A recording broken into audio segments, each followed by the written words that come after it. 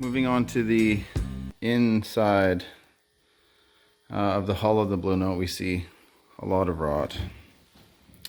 I'm wondering if the sides are symmetrical, if I could use the better piece as a template, cut two and flip it around. Those stringers will be pretty nasty. Oh, there's one down in there. Bumper.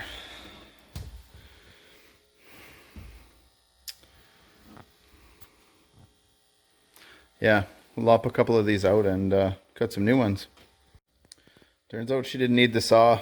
I just gave her a tug and she came right out. So we'll prep the area. Ooh. Not even sure what. I guess that's a vice grips sort of head.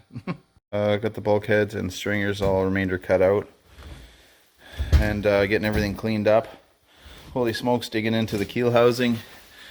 She was a lot deeper than I thought. Managed to pull out just about, well, I guess 4 gallons of muck and no significant treasures.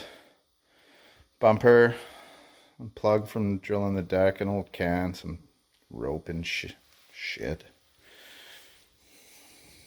No treasures.